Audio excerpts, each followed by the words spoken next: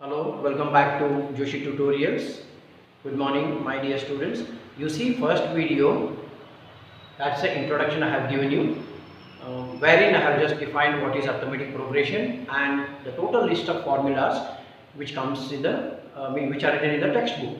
That means which are useful for the solving the problems. Right. Now, in addition to those, this is my second video. You see, in addition to those list of formulas what I have already given or covered in the first video, here some additional formulas are also there, which you may not find in the textbook, right? But these formulas are also equally important. These are, of course, textbook gives understanding about this. It is there somewhere in the example some formulas among these is used. That is conventional formula, we call it as. This is additional formula, mainly 1, 2, 3, 4. That means here serial number, these are the number of terms, that is third term. Suppose 3 terms are given, what formula we have to use it? Means assuming if 4 are given, 5 are given and 6 are given. See, 7 onwards not necessary, 7 and onwards is not necessary, because I have gone through nearly about 5 to 6 years back question papers, only up to 6 terms they will ask.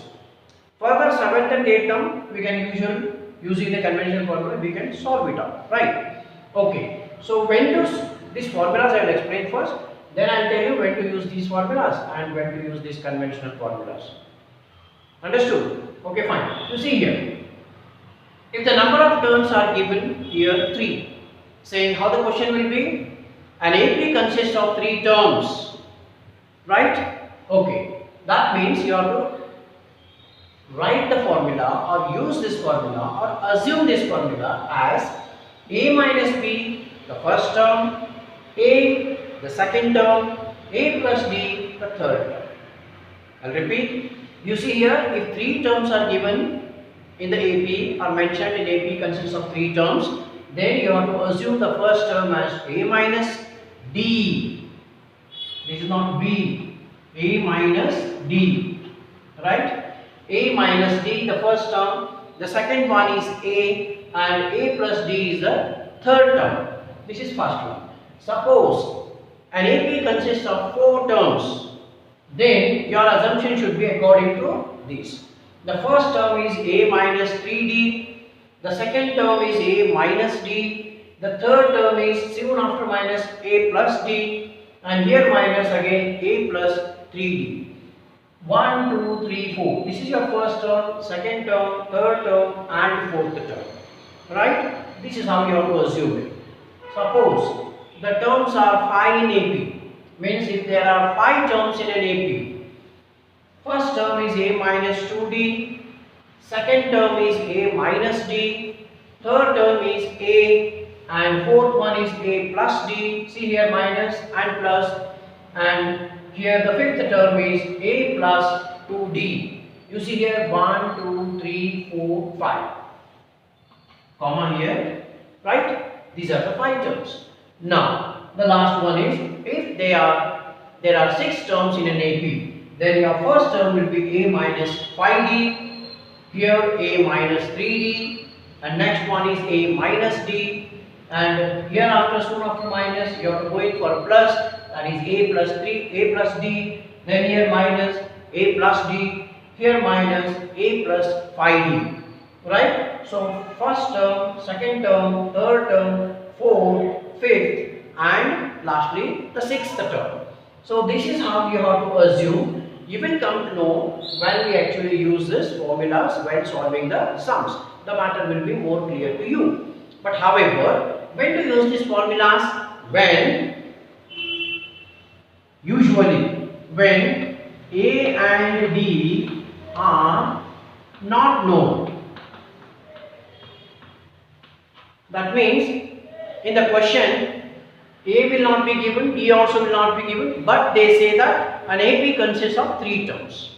In that case, you have to use A minus D, A and A plus D and so on. So this set of additional formulas will help you to solve the sum wherein first term is not known and even the D is not known. Understood? Okay. These are the conventional formulas. You see why conventional formulas? Usually, more frequently in the textbook these formulas are used. So I have written under the title conventional formulas, right? Okay. If three terms are there, you know A, second term is A plus D, the third term is A plus 2D. Next one is if there are four terms, A is first term, A plus D is the second term, A plus 2D and A plus 3D. You see, very easy to remember over here. Here three terms, that means you write up to 2, one number less. A always your first term. Next one is you have to add to get a next term according to the definition of in AP. You have to add some fixed number. That fixed number is nothing but common difference. So here plus D. Next one A plus 2D. You see here, this is our second term, right? A plus D is our second term. We have to find out the third term. That means according to the definition, add a fixed number. So our fixed number is the common difference. That means what happened here? 1D and this is one more D. That means you can write this as adding them as A plus 2D. That's how it is A plus 2D. In the same way, suppose there are four terms. A is always in all the cases, you see, A is your first term. In all the cases, A plus D, A plus D, A plus D is your second term. And here 2D, 2D, 2D and 2D is your third term. So I told you, if four terms are there, you write up to 3. If 5 are there, you write up to 4. If 6 are there, you write up to 5. Understood? So this list of formulas, you please make a note of it. And then, when these formulas should be used, conventional formulas, usually when A, D, when A and D are known, or sometimes if A is known, mainly. If A is known, you can use these formulas. If A and D both are known also, you can use these formulas. When both are not known, use this list of formula, that is additional one, right? Okay. Now I'll go for 1.1 exercise. Okay, see here. After that, continuation. This is exercise number 1.1, that is state CBSE. Basic CBSE, it is 5.1. Okay, see here. The title of the question, please go through from the textbook. This question, it is first main, first situation.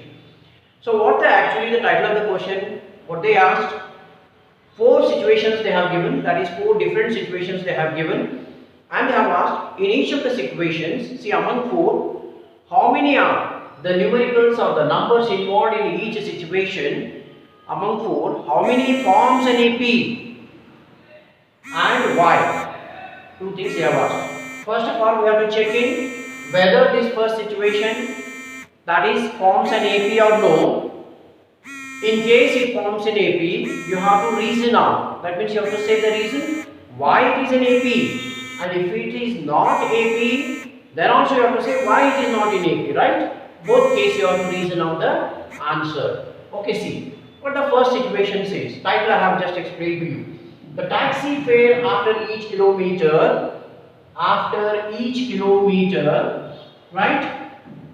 When the fare is rupees 15 for the first kilometer and rupees 8 for each additional kilometer, rupees 8 for each additional kilometer. So this was the question, situation. I give the understanding of this. So here what they have given, when you just catch the taxi or when you enter into the taxi, first you have to pay rupees 50. Just to enter, move for a little furlongs, right? And if you get down, then you have to pay 15 rupees. No matter whether you are per 1 kilometer or no, you have to pay the 15 rupees, right? Then thereafter, for each kilometer, for each additional kilometer, right, you have to pay the rupees 8. So here 8 rupees is fixed for every kilometer, and for the first kilometer it is 15 rupees. Now we have to say whether this situation forms an AP or no, right? Okay, let us see whether this forms an AP. So this is the solution, right? So here our first term A is 15 because the first kilometer 15. Then our D is Directly I am writing it. Why? I'll tell you why. You see, for each additional kilometer, 8 rupees is there, isn't it? That means this is A1. See, A is equal to A1 is equal to 15. Suppose I take it. And what will be A2? A2 means, okay, here see, for the first kilometer. So what will be the cost? 50. So this is our A, which is equal to A1, which is equal to 50. Right. Okay. For the second kilometer, this 15 plus again 8 for each additional kilometer. So how much it will be? 23 rupees. Okay. For the third kilometer, this much already paid, covering third kilometer. That means it is 23 plus again 8. That means it is 31. And so on. For the fourth, fifth, and so on. Right. Minimum 3 is required whether it forms an AP or no, to check whether it forms an AP or no. So I have written as a 3. So in this case, what happens here? You see, A1, this is our A2, and this is our, see, this is our A1, and this is our A2, and this is our A2. Right? Understood? So A1, A2, A2. Why D I wrote as A? You see here. We know D is equal to A2 minus A1, which is equal to, what is our A2? 23. Minus A1, 15. Right? So 23 minus 15 is 8. Similarly, one more time you have to check in. What is D? D is A3 minus A2. What is our A3? 31. What is our A2? 23. That means it is again 8. You see, in both the case, our D value is same. That means it is constant. So in the introduction point of view, the first video, it is very clear that D is known as a common difference and which will be called as a constant term. Therefore, we say that the first situation forms an AP. This forms an AP. Right. So why? Since D value in both the case